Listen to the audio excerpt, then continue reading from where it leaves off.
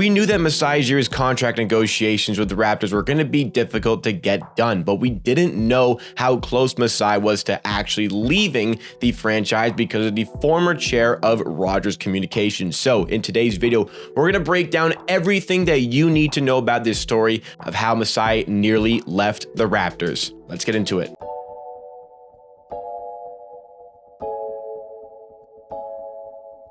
Welcome NBA and Raptors fans, this is Amateur Sports, your source for everything Raptors. So if you like the Raptors and you enjoy content in this video style, behind the mic, in front of the camera, make sure you are subscribed to Amateur Sports for more videos just like this. We are on a road now to 8,000 subscribers and you can help us get there for 4+ videos a week, all concerning the Toronto Raptors on this channel. But let's talk about the Masai Ujiri situation. So the Raptors, we had our game yesterday against the Bulls, but this is more pressing to talk about because Masai Ujiri was oh so close to actually leaving the Toronto Raptors in the offseason. And fans like us, we had no idea. We were confused as to why the deal was taking so long. And now we have the answer to our question. So everything that you need to know about this situation between Masai Ujiri, the Raptors, and Ed Rogers, the former chair of Rogers Communications, I'm going to give you the full scoop today and all of the juicy details regarding the matter. So let's get started with what we have here. Masai Ujiri was out of contract this offseason. So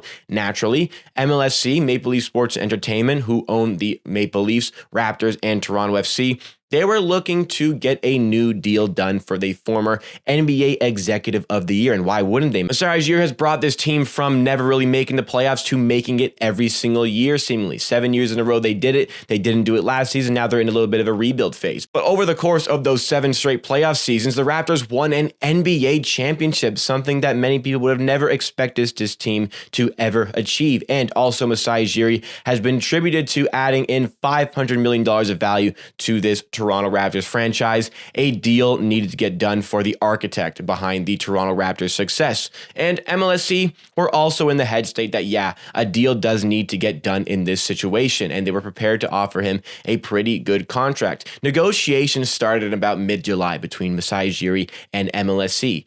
But where does Ed Rogers come into this story? Ed Rogers is the former chair of Rogers Communications. Yes, that Rogers. Okay, I just took in for my American friends who do not know what Rogers is in Canada. Rogers Communications Inc. is a Canadian communications and media company operating primarily in fields of wireless communications, cable television, telephony, and internet. So I would compare them to, in America, much to AT&T. So kind of like that. That Rogers. And why is he the former chair of Rogers Communications? Well, very recently, Ed Rogers was voted out of his position by the board of Rogers because he was trying to out 10 of their top executives, and the board did not like that, and they voted to remove him from that position. But at the time of the events I'm describing, Ed Rogers was in that position of chair for Rogers. So why is this necessary? Well, Rogers Communications holds a 37.5% stake in MLSC, giving him, some pretty good power in these negotiations. So he was in attendance for the negotiations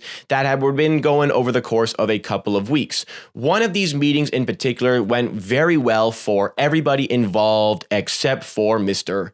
Ed Rogers. Masai Ujiri left the meeting feeling confident, and so did Larry Tannenbaum, the chair of MLSC, but Ed Rogers did not agree. In fact, he said to Tannenbaum that it was one of the worst meetings that he has ever had, even though it seemed quite amicable to everybody else involved. He claimed that Masai Ujiri was very arrogant, and he brought bodyguards to just a meeting with the board, which didn't make sense because Masai Ujiri actually arrived, according with sources, to his longtime driver, whom he went with because Masai Ujiri wanted to work over the course of the trip to the meeting that apparently occurred in Muskoka. So bit of a drive from the GTA to get to that location, and Masai Ujiri wanted to get work done. The other person who was with Masai Ujiri was a videographer who was working on a charitable project with Masai Ujiri and tagged along for the meeting. So 2 guys who, I don't want to make any inferences, but a driver and a videographer, I find it very difficult to mistake those 2 professions as bodyguards. Regardless, Ed Rogers was not happy with Masai.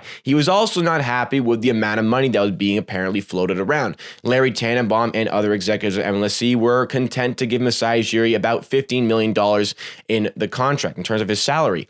Ed Rogers was completely against this. Despite all the success that Masai Ujiri has really enabled this franchise to have, he was against it. Even though there were many other teams looking for Masai Ujiri, probably giving him more money, he was against this contract. He was adamant that Bobby Webster could run the team by himself and didn't need Masai Ujiri to be involved at all. And with that theory, I mean, I'm sure Bobby Webster would do a good job, but Masai Ujiri, I mean, we understand the role that Masai Ujiri has had in the reconstruction of this franchise into a more respectable one and a much more valuable franchise at that, putting more money in the pockets of people like Ed Rodgers. But he was against signing Masai completely. In fact, he was so against signing Masai Ujiri to this contract that he called Masai Ujiri personally to tell him how overpaid he was. And Masai Ujiri obviously was very upset with this. In fact, Masai Ujiri almost decided that he would take a full year off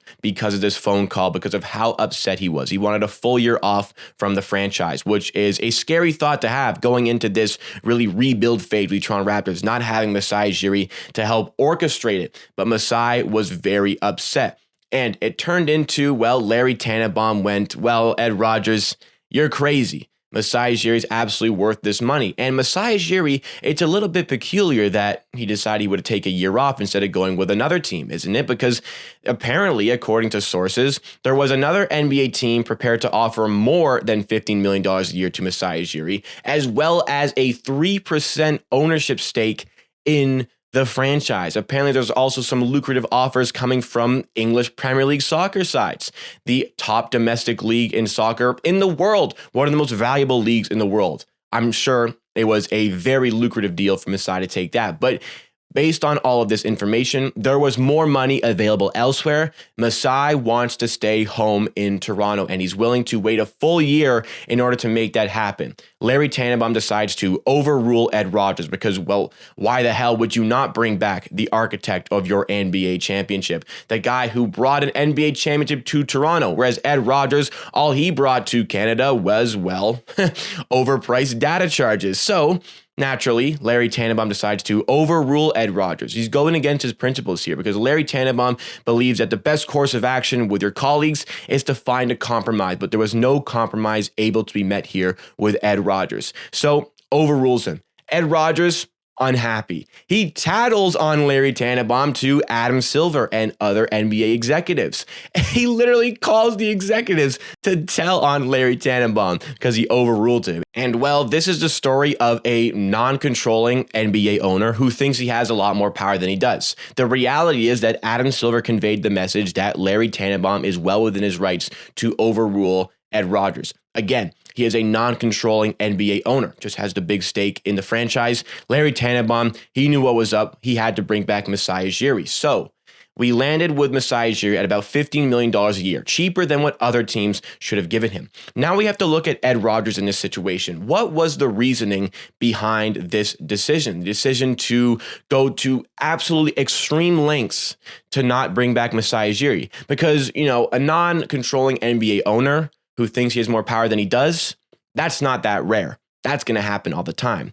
But a non-controlling NBA owner who calls Masai Ujiri himself to voice how overpaid he thinks he is, that's a little bit peculiar because Masai Ujiri in reality has added to the value of this franchise. As I said earlier, he's reportedly added about $5 million of value to this franchise based on his endeavors with the team. Inflation and the growth of the NBA has added a lot of value for NBA teams, but that monetary amount has been attributed to the work of Masai Ujiri, according to sources.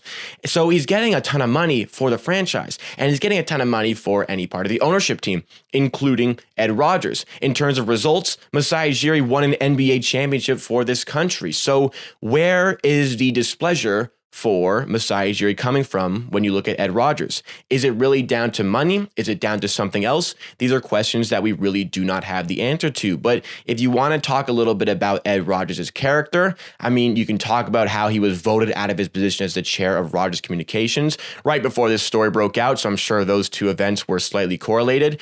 But you know, if you want to dive further into Ed Rodgers' character, that's something I unfortunately am not going to do on this channel, but I implore you to look up a little bit for yourself. Do a little research on Ed Rodgers. you might find something that becomes a little bit interesting and a little bit infuriating, because Ed Rogers nearly took away the most important thing about the Raptors. We all agreed in the community that the majority of us said Masai Ujiri was the most important thing for the Raptors in the offseason, to give him his contract. He is the most important thing for this franchise. As good as the players can be, as good as the coaches can be, Masai Ujiri is the most important thing. Ed Rogers went to absolutely astronomical lengths to try to force him out of this team. So, to me, that is an unforgivable act. And if you really think that losing Masai Ujiri is the best decision for your NBA franchise, then I don't really think you should be in any sort of position to make basketball-related decisions. And that's that.